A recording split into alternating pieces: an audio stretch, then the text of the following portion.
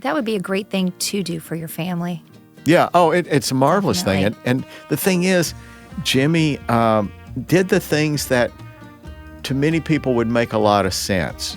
And yet, as I suggested at the outset of this show, it didn't go all well. As a matter of fact, things went sideways very fast.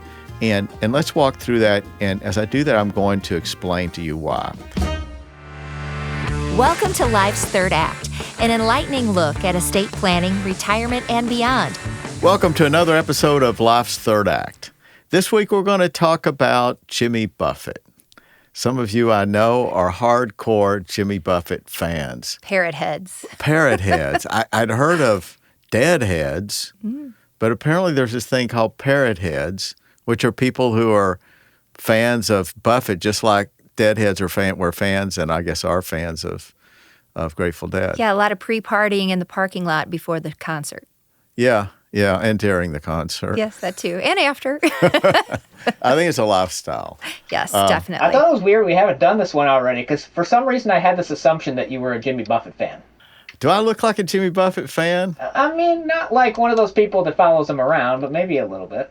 My kids would have thought I was much too zipped up, you know. Maybe on the weekends. Yeah. So anyway, that's interesting. Well, I don't dislike him, but I wasn't a follower so much. I thought he wrote some good songs, and they're kind of fun to listen to. But I can't say that I was a big fan, but I certainly respect his talent. His creativity. I mean, Margaritaville, not just a song.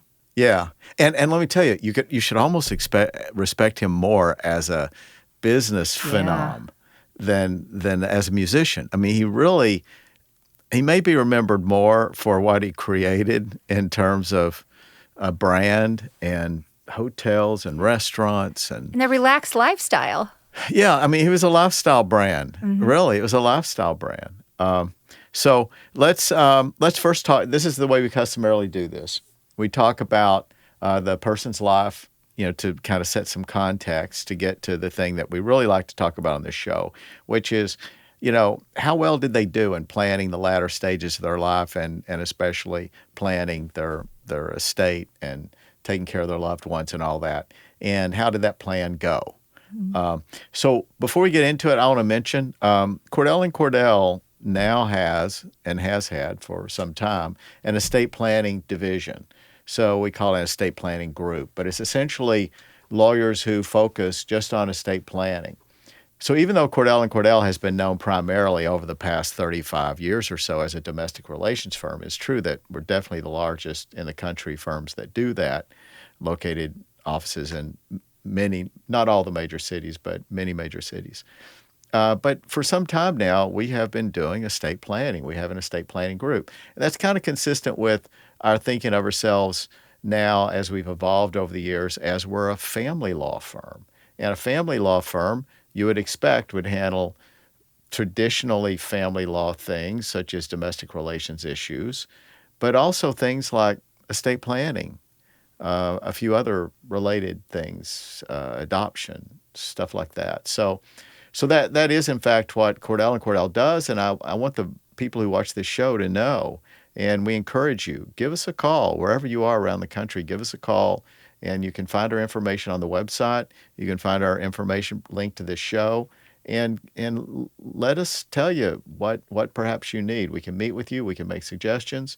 You make the ultimate decision, but certainly we believe in this show that estate planning is important, and I think you'll see even more reasons for believing that here in a few minutes as we get to talking about this estate. This estate, things didn't go well. Yeah, it's not all paradise for Margaritaville. No. And I would hope, certainly, if Cordell & Cordell had done your estate planning, I would be inclined to say someone else did it.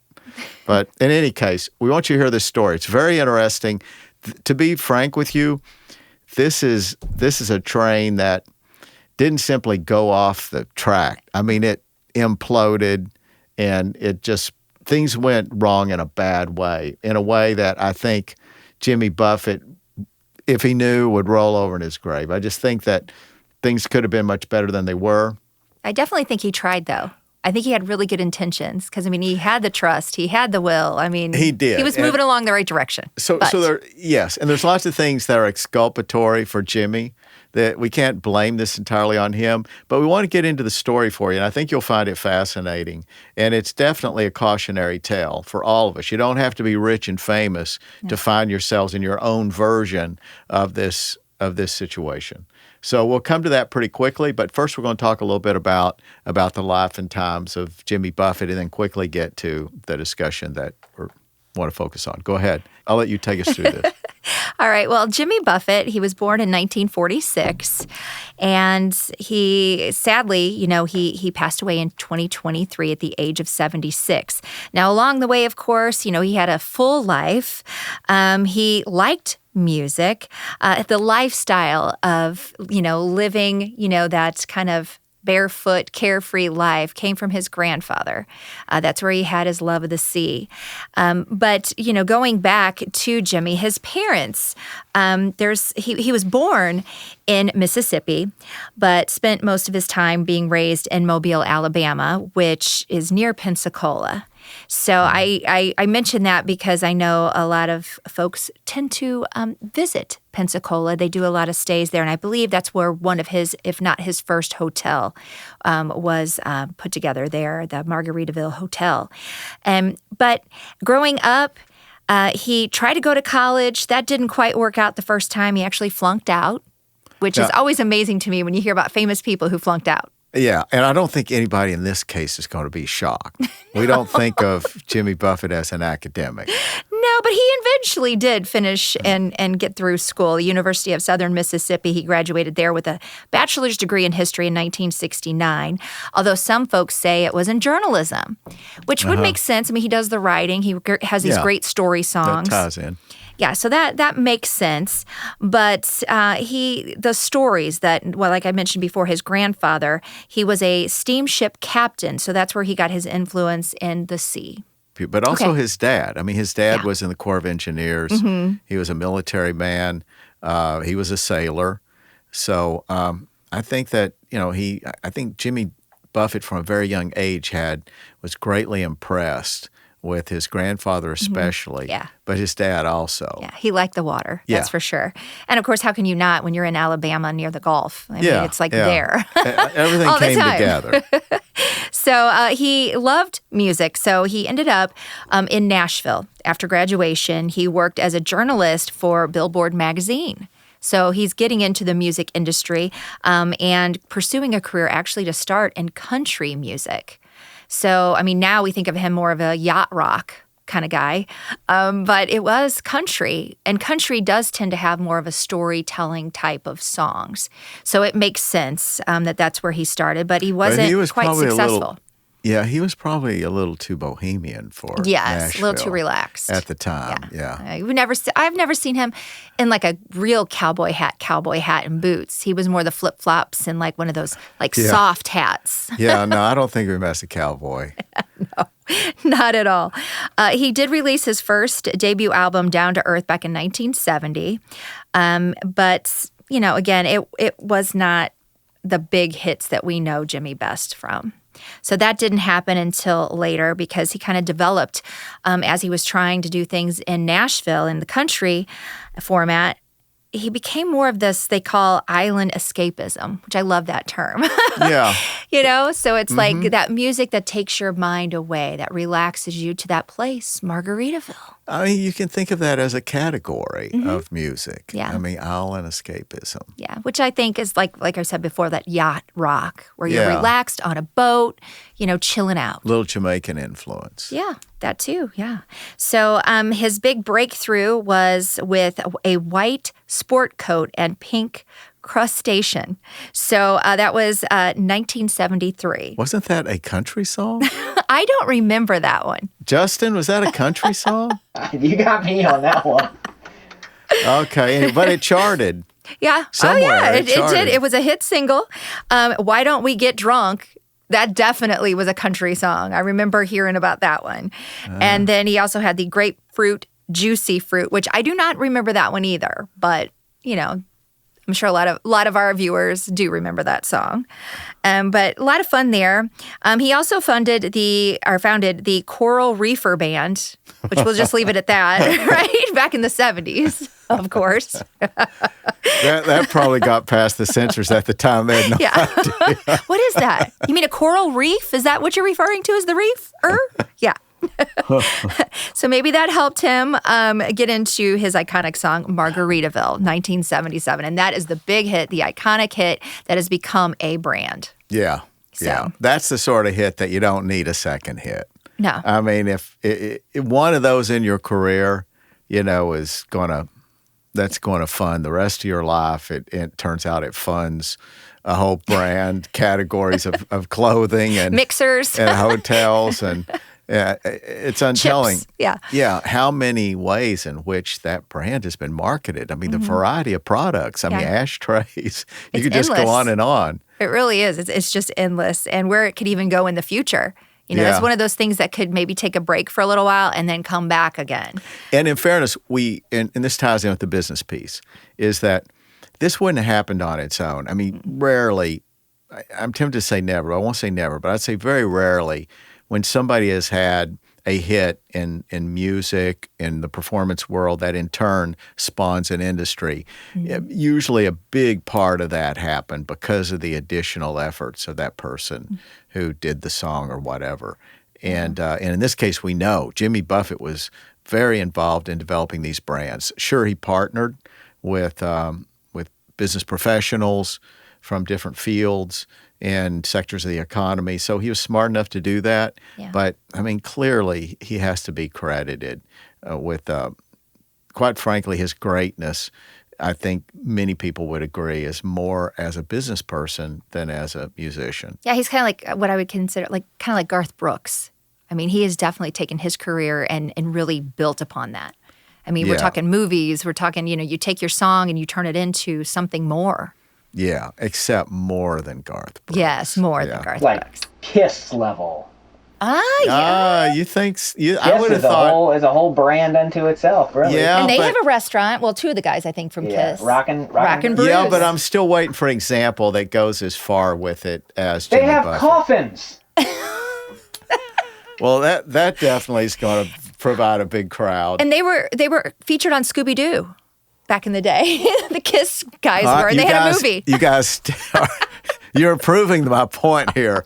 Is there any example we can think of anybody who's taken some sort of musical hit? And I don't want to say Beatles because Beatles, they produced this incredible creation of music. So, Yellow Submarine. I mean, their music stands on its own as this great thing. So it's not surprising the Beatles influenced stuff. But even the Beatles didn't do restaurants and hotels and islands.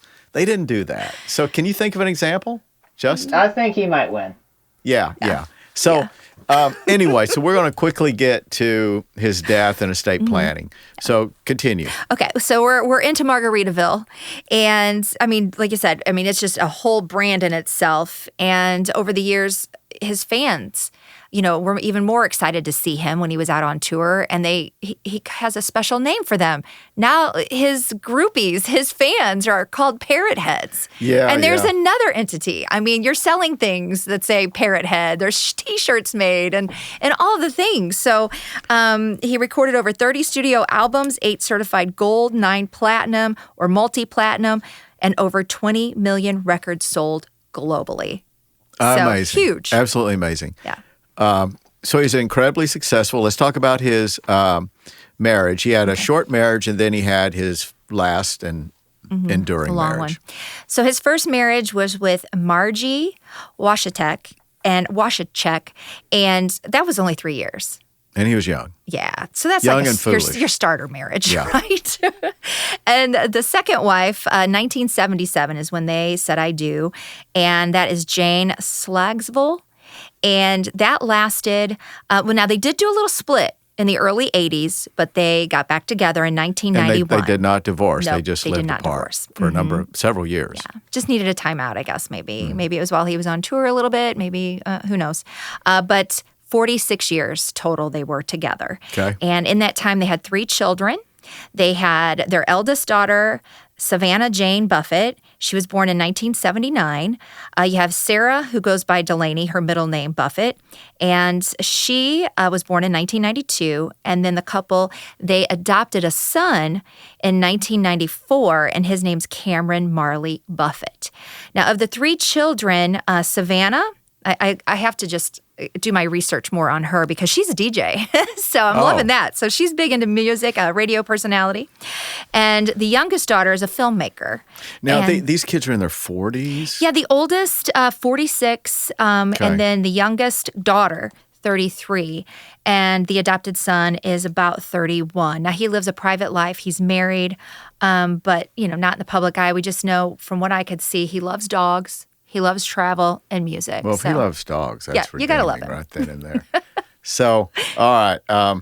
So he has these kids. By all accounts, he maintained a good relationship with his kids. Yeah, he did a lot of projects with his kids, whether it was music or some of the filmmaking from his videos and like acoustic performances that his middle daughter, or middle child, I should say, that was a big part of that. So they were close with their dad, all three of them. Yeah, and the mother, who's the mother of these kids, adopted as to one of them, right? Jane. Is she the biological mother of all four? She is the biological mother of the two daughters of the three, so they adopted the third together. So all three were just between the two of them. So they have one child that was adopted, meaning neither. I wondered if maybe the child was born to her. And okay. Yeah. So anyway, these kids maintained a relationship with their dad. Mom and dad had a life intact. They were not divorced. So you look at this sort of nuclear family and you think, this should not be a scenario where estate planning goes bad. But it goes to show you there's nothing more wily in terms of those capabilities than what happens when people die. Yeah. So, let's pick up with his very later life. He had continued to perform. He developed a cancer. Yeah, and of all things, skin cancer. Mr. All About Sunshine and being out there on the beach, skin cancer. And he lived for quite a while in Key West, too, didn't he? Yeah. So I know and many of you know that it's very sunny in Key West. So that's why it's important to use that sunscreen. Yeah. So he fights the cancer for a number of years, and he ultimately dies in 23. In 2023. And he was surrounded by family and his dogs. Yeah. So he, just a role model in many ways. You don't hear of a lot of debauchery despite the fact that the Parrot head lifestyle. I don't think it's quite the equivalent of being a deadhead. No. Yeah. No. So more positive, more, uplifting. And I mean, country artist Kenny Chesney, he really looked up to him. And there's a lot of similarities in the two of them by way of, the pre-concert events that go on. There's so much partying in the parking lot before the concert. Yeah. So he did manage to market himself and his brand just wonderfully. You didn't hear of scandals. I don't know of scandals involving him during his life. Perhaps some of the viewers may know of something, but I don't. And he seemed to live a very responsible life. I didn't hear of a lot of liaisons with extramarital things. No. Perhaps those were there, but it wasn't in the news. So Jimmy Buffett decides, being the responsible person that he is, that he's going to do his estate planning. And he goes to a prominent law firm. And he does this in Florida. At the time, much of his life, of his adult life, he's been a resident of Florida, though I think he actually died in New York. But still, anyway, he was a resident of Florida. He's a domicile of the state of Florida. And he goes to a law firm, reputable lawyers, and he does something that would not be foreign to a lot of thoughtful middle-class Americans, meaning the fundamentals of the estate plan are pretty, I don't want to say routine because they're so important, it seems to diminish them. But there is, these core elements that you find among both rich and poor and middle class. So in this case, there's a will. There's a revocable living trust. He didn't create, that we know of, he didn't create an irrevocable trust. Now, we've talked on this show about irrevocable trusts that are a little more complex. Often they're only used by people who are wanting to do some very sophisticated tax planning, or they're used perhaps for asset protection purposes, people who are concerned about being sued or whatnot.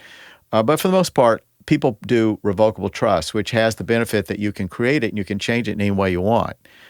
So people like that. They like the fact that, I can create this trust. I can even put my assets inside the trust now, and still it doesn't limit me in any way. I can still feel free if I change my mind regarding even the existence of the trust, but regarding what I want to be in it or not in it, what I want to buy or sell. So many people like the fact that a revocable trust is an easy decision versus irrevocable is a little more of a thoughtful, committed position to take, but one that, again, for some people, it makes wonderful sense.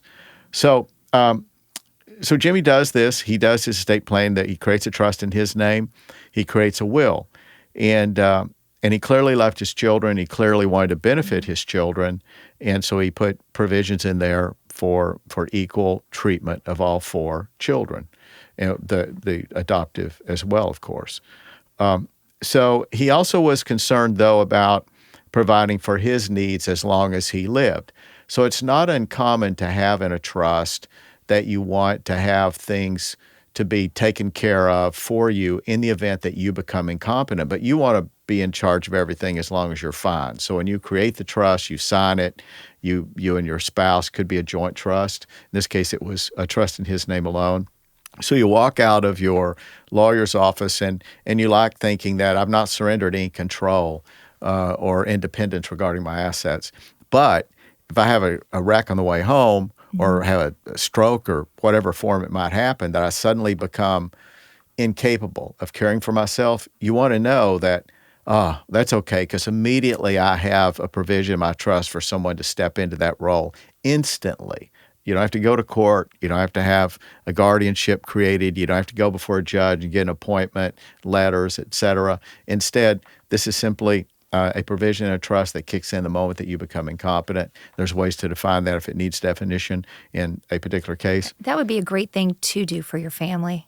Yeah. Oh, it's a marvelous thing. And the thing is, Jimmy did the things that to many people would make a lot of sense.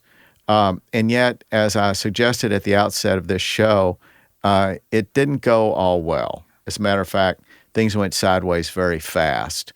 And let's walk through that. And as I do that, I'm going to explain to you why. So let's first, I had our attorneys from one of our Florida offices to go to the courthouse, or whether they obtained them remotely, I don't know, but I did ask them to get me the documents that were filed in Florida relating to a lawsuit, as well as the ones that were filed in L.A. relating to a lawsuit dealing with this. And a heads up is that the action that's been filed in Florida was filed by their 2 co-trustees. One trustee, the non-wife, the quote-unquote independent trustee, filed in Florida. The wife filed in L.A. County. She lives out there. And so now we have this what's going to turn out to be a very expensive and, I'm afraid, very protracted litigation. And it could go on for years.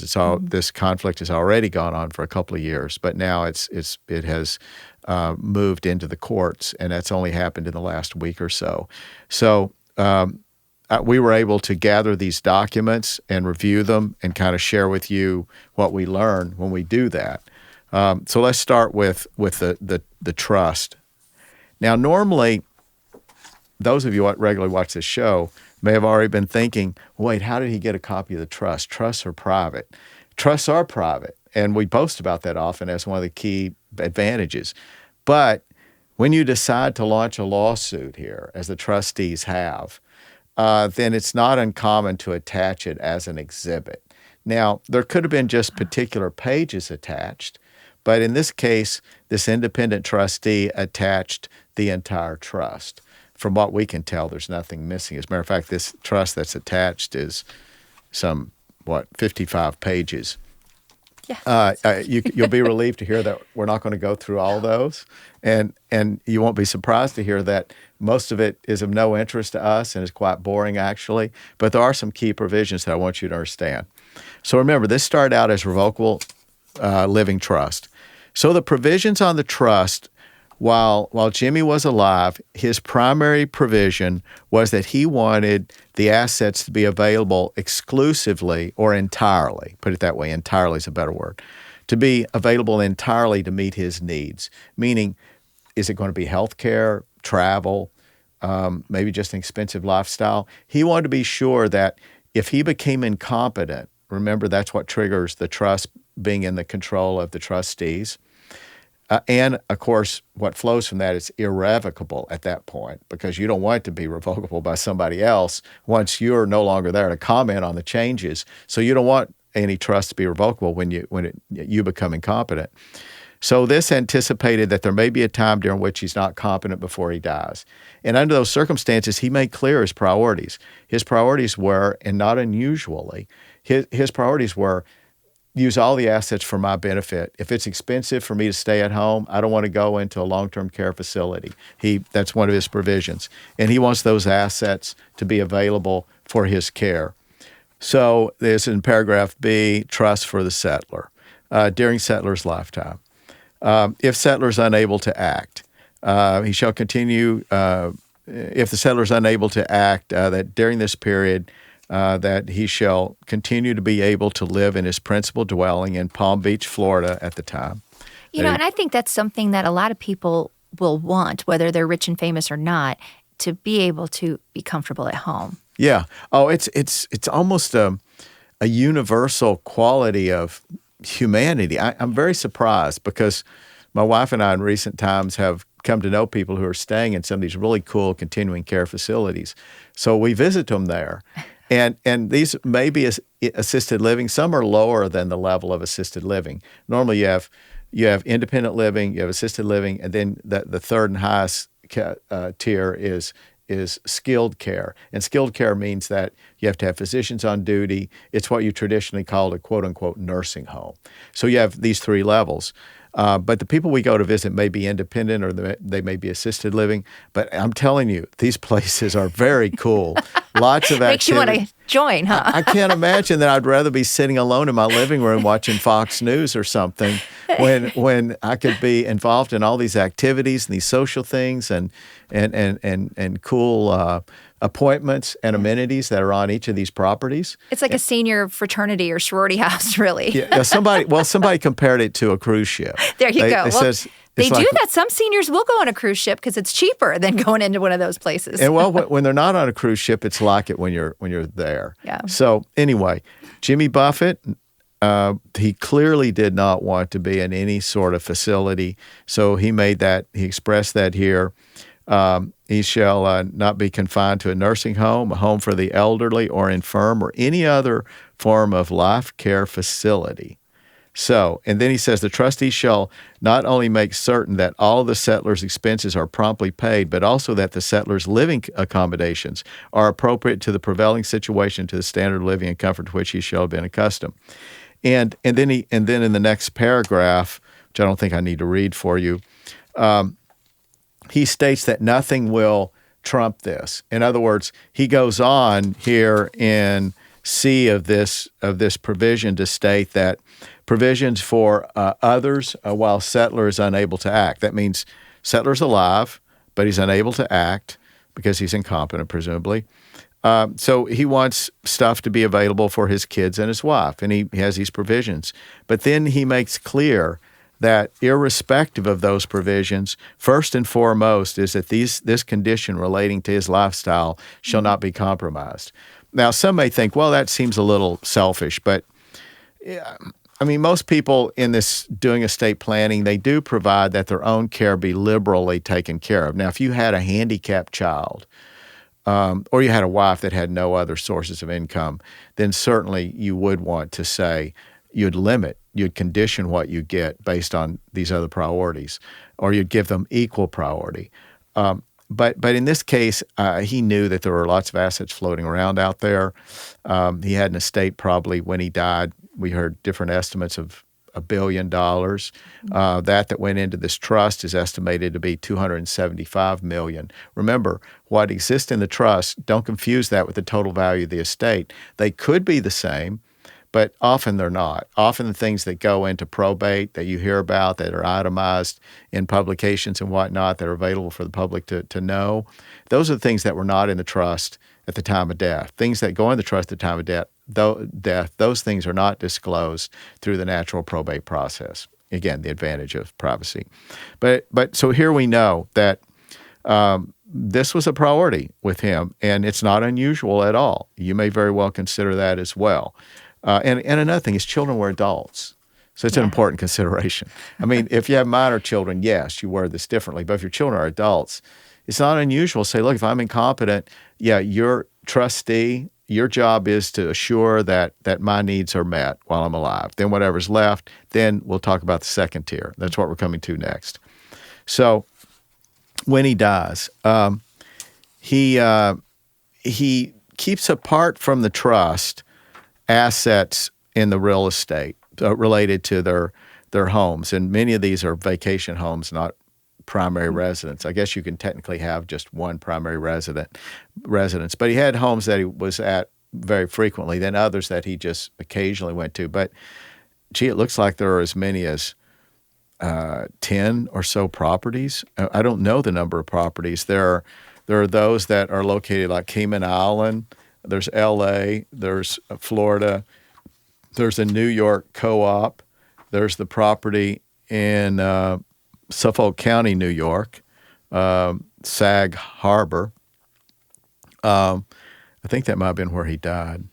Anyway, so there's just a number of properties here worth many millions, and I don't know the number. I think it'd be very difficult to know that number. But maybe once probate's completed, we'll know. But anyway, so those did not pass to the trust. As a matter of fact, he made provision for those to pass directly to his wife. So one thing is clear the way this is set up is Jimmy Buffett wanted to take care of his wife above all. Mm-hmm. And this is not unusual. Many of you, probably about half of you, I'm just estimating based on my experience with clients, would say, yeah, I get that. I mean, your wife and partner, your kids are raised now. So, yeah, you should have a will that says when you die, everything is available to your wife to do with what she wants, and what she doesn't use, that can go to your kids. But it's up to her to leave something behind for that purpose. That's not unusual. And again, it may be what 75% of clients have done. It's a substantial portion. But I can also add that there are many clients who, even in a marriage that is not a second, third, fourth, fifth marriage, even in a long marriage, sometimes there will be a provision that at my death, I know there's a lot of assets here, my wife's taken care of, so I'll go ahead and give my kids a substantial part of my estate. And in this case, a substantial part might have been $100 million. So this is a good point for us to break. This episode is going to end up being 3 parts because there's a lot of juicy and interesting stuff here. So this is a good time to break for the first part because we've talked about kind of the life of Jimmy Buffett, and we've kind of set things up. We've talked about his latter part of his life too. We'll review again just a little bit of that. But then the next 2 episodes, we're going to focus strictly on the things relating to his estate. And it is ugly, I have to tell you. And it's, this is kind of the reefer madness of not doing choosing your trustees correctly or something. There are probably several lessons here, and we'll talk about all of them. So I hope you tune back in for the next episode relating to Jimmy Buffett's life and estate. We hope you enjoyed Life's Third Act, sponsored by Cordell & Cordell, your advisors for estate planning and beyond. Subscribe and join us weekly for thought-provoking discussion and topics exclusively focused on estate planning and your financial future. Discover more at CordellCordell.com. The choice of a lawyer is an important decision and should not be based solely on advertisements.